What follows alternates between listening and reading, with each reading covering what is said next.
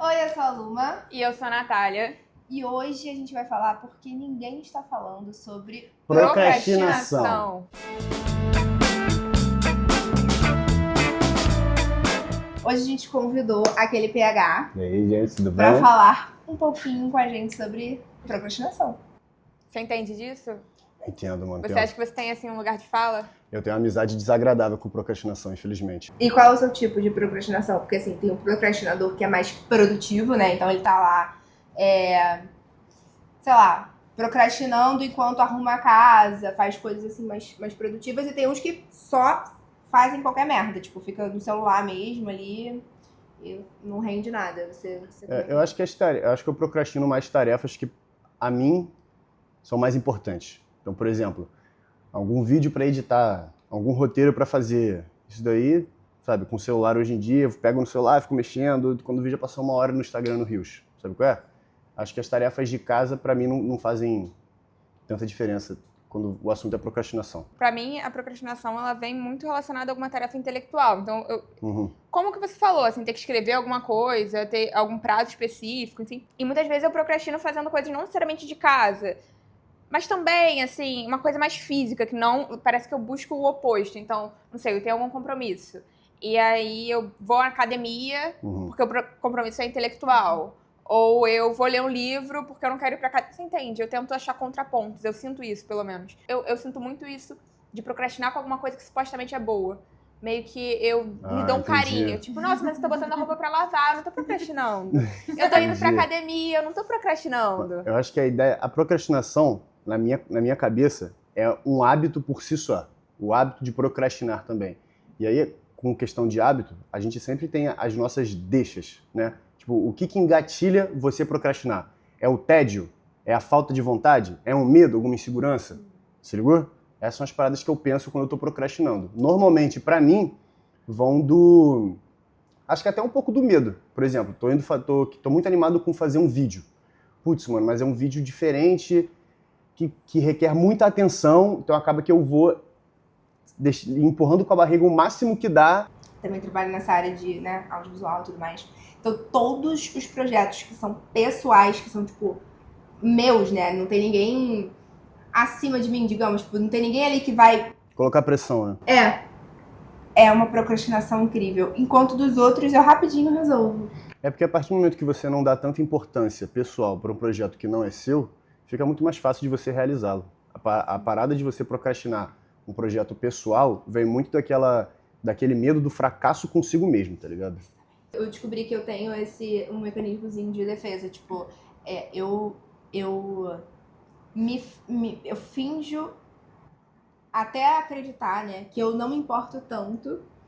Porque se eu me importo menos, aí Se machuca menos. se eu fracassar, Entendi. eu não me importo tanto. O medo do fracasso, ele faz com que a gente não viva várias coisas, mesmo que a gente não racionalize isso. Então, muitas vezes, eu me vi exatamente nesse lugar. Até na inscrição do meu mestrado, assim, quando eu tava pra me formar, eu tava bem perdida, assim. E aí, na hora de fazer a inscrição no meu mestrado, primeiro, antes de enviar pré-projeto e tudo mais, tinha que fazer uma inscrição, assim, pelo Google, aquele, tipo, quiz, não sei. Google Forms? É Google Forms. E aí, tinha que botar algumas informações. Eu enviei, literalmente, no último momento possível. Eu tava, tipo, em outra cidade. Eu fui pro Espírito Santo pra formatura da minha irmã. Tipo, todo mundo pronto pra ir pra formatura da minha irmã.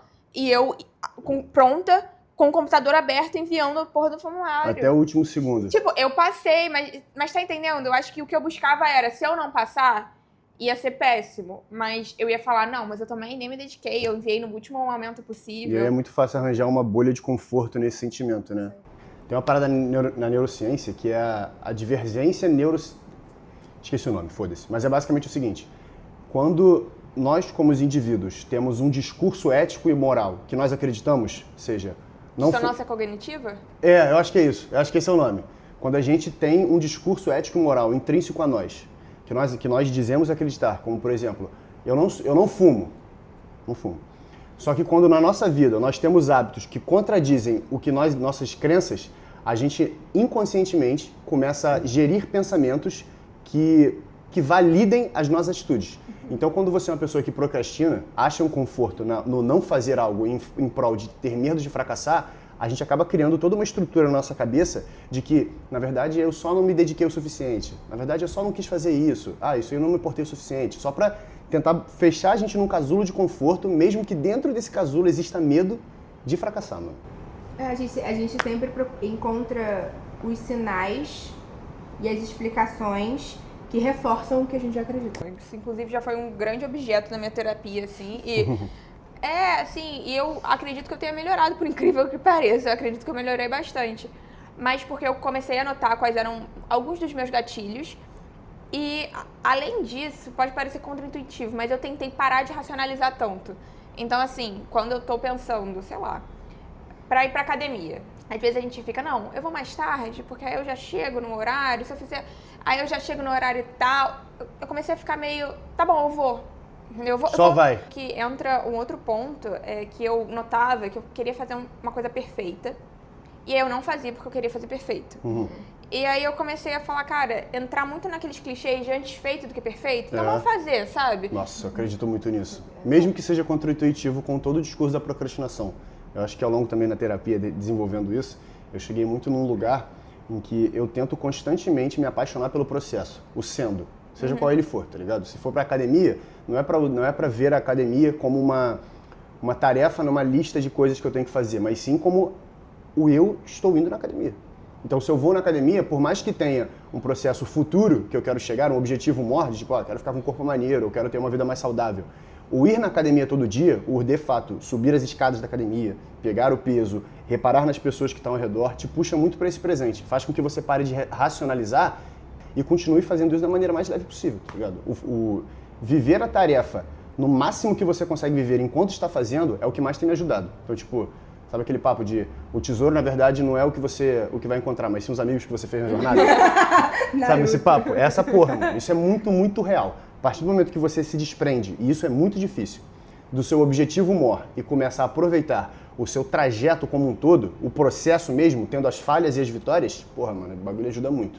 Não é fácil, mano, eu não consigo controlar isso ainda, mas com certeza é um passo a passo que eu faço todo dia. É total, porque, querendo ou não, eu acho que é uma maneira de você desviar um pouco esse foco do tipo assim, tá, e se der errado? Não, calma.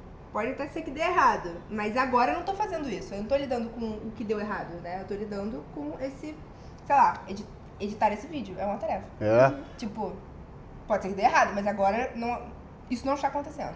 Mano, eu vou falar agora de um exemplo que eu vi na internet, mas ele é 100% masculino. E espero que vocês peguem a visão. Eu tenho certeza que não. Não, vamos pegar. A gente tem que tratar procrastinação e todas as nossas tarefas como se fôssemos raspar o nosso saco. Vou explicar. Não, vou explicar a visão do homem. Tá bom. E isso é unânime, tá? Não tem um homem que vai discordar de mim do que eu vou falar agora.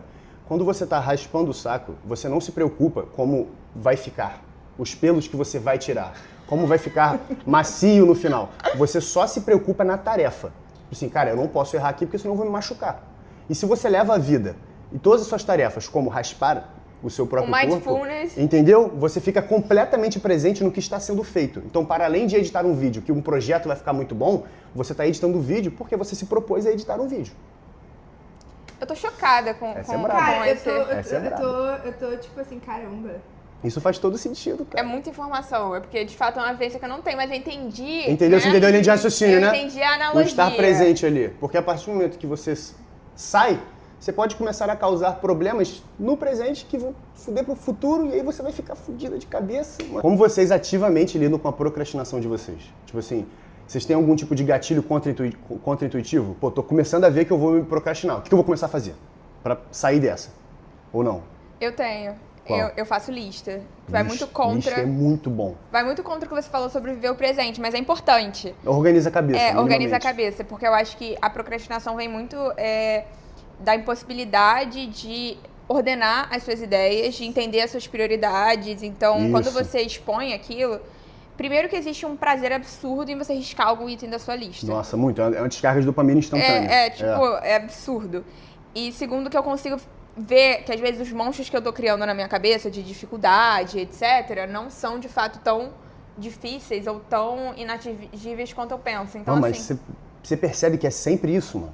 Na vida é sempre essa porra, mano. Os monstros que a gente cria nas nossas cabeças, normalmente, são muito maiores do que os de fato acontecendo. Porque o que funciona comigo é muito, tipo assim... É um momento em que eu crio coragem, sabe? Tipo assim, pra mim é muito tipo de coragem. Funciona assim. Então, eu tenho aquele momento de coragem e aí eu vou resolvendo tudo que eu precisava ter coragem pra resolver. Porque eu tenho aquele... Entendeu? o bloqueio. Mas eu acho que ele não dura tanto. Não sei. Eu acho que, nesse caso, no que você falou, eu fico pensando muito naquela frase que até viralizou, que era uma imagem, assim, que tava escrito, vai viver ou tá com dó. E eu sinto que a procrastinação é muito isso. Muito. A gente tá com dó de viver, sabe? Não, eu não posso fazer isso, não posso... E eu fico pensando, gente, os nossos antepassados, sei lá, sabe? Remexendo a terra e a gente assim, nossa, não sei se eu vou editar o Mas o problema do ser humano foi esse pico de evolução que a gente deu, mano. Não, a gente é bicho, feito pra ficar mexendo em pau e pedra. Exatamente. Não é pra ficar fazendo mestrado. Exatamente. A gente não faz esse tipo de coisa de maneira biológica, tá ligado? Eu até acho que nessa parte, né, do conhecimento, assim, eu acho que o problema não é passar a produzir conteúdo ou mexer numa câmera. Eu acho que realmente o que acabou com a gente foi a internet. Porra, não com é certeza. fazer um mestrado, não é sentar e ter que ler um bando de coisa. O problema é a chance que a gente tem de conseguir uma quantidade imensa de prazer, mesmo que não seja de fato um prazer longo, não seja uma coisa que vai nos dar completude. Não é dá. literalmente uma maneira que a gente teve de externar todas essas mentiras que a gente conta pra gente mesmo. A gente vai rir de um negócio. Gente, eu fico vendo Reels, TikTok, quer que seja, eu morro de rir. Mas não me traz 1% da felicidade que traz eu conversar com um amigo e fazer ele rir, sabe? A parada E é muito triste, ao mesmo tempo complicado também, sabe? O problema de ficar assistindo Reels é que muitas vezes você escolhe ativamente entrar nesse ciclo e, pelo menos pra mim, você vê 15, 10 vídeos e você não lembra dos 3 últimos que você leu, que você viu. Eu fico com isso, pelo menos. Fico muito, mano. E aí, a partir do momento que eu comecei a perceber isso, eu criei um ciclo de loop pra eu sair dessa procrastinação de ficar mexendo no celular quando eu me encontro nesse ciclo. Então, assim, em algum momento, deitado na minha cama e vejo que eu vou entrar no celular pra ficar mexendo 40 minutos no TikTok, eu instantaneamente levanto e faço qualquer coisa. Mas é qualquer coisa mesmo. Tipo, entrei no loop, percebi que eu tô já há 10 minutos, eu deixo lá e vou jogar água no rosto. Vou fazer xixi no banheiro. Qualquer coisa pra você sair daquela energia entranhada de ficar sentado ou deitado no celular só com o mesmo movimento. Parada que te tira da realidade de verdade, mano. Usando aqui, né, o conhecimento dessas redes aí, desses mesmos vídeos que nos viciam, mas enfim, eu vi um rapaz falando, se eu lembrasse o nome aqui, eu até daria os créditos, mas eu não lembro. Ele tava falando sobre uma técnica que é dos 2 minutos, tipo, que você se propõe a fazer 2 minutos. Então, por exemplo, tem um vídeo pra editar, que é o exemplo que a gente tá usando. Eu vou ficar 2 minutos editando. Aí, obviamente, se você já tá editando por 2 minutos, a chance de você já tá lá e falar, pô, já tô aqui, né, Vou continuar. É muito grande. E também tem, ainda nessa regra, é tipo assim, vamos supor, sei lá, que a gente esteja falando sobre academia, né? Tô procrastinando pra ir pra academia, ou deixo de ir, falto, crio desculpa. Aí, ok, pode até ter um dia que você chega e fale, hoje não vai dar. Mas você não pode deixar que seja mais de 2 vezes. Então, tipo, é a regra do 2, entendeu? 2 minutos pra fazer e tá bom, você pode faltar um dia. Mas o outro obrigatoriamente tem que ir. Peguei a visão. Entendeu? Então, eu achei interessante. Isso assim, traz muito essa análise consciente do sendo, do fazer, do presente. Porque a partir do momento que você, de fato, começa a se... A partir do momento que você começa a fazer uma tarefa por 2 minutos, você sai da sua cabeça, onde que estava tudo racionalizado, com todas as expectativas criadas em cima daquela tarefa, e você começa só a executar a tarefa. Então é muito complicado, então é muito difícil de você, depois de 2 minutos, fazendo um TCC, um trabalho de mestrado, editando um vídeo, você parar. Você não vai, já começou, em 2 minutos, ligado? Vai pra dentro. Eu tenho feito isso muito com livro, porque eu tenho uma dificuldade, tipo, eu gosto de ler livro, mas eu geralmente tenho uma dificuldade de começar a pegar pra folhear, porque eu fico assim, cara, mas, sei lá, ou eu não tenho tanto tempo, ou qualquer coisa, eu fico, não, ok, eu vou ler por 2 minutos, o que der pra ler. geralmente. Acaba lendo muito mais. É. Muito. Então eu acho que pra algumas coisas isso está sendo bem útil, essa dica aí do homem misterioso, que eu não lembro o nome. Se identifique. Mas, infelizmente, ninguém tá falando sobre isso.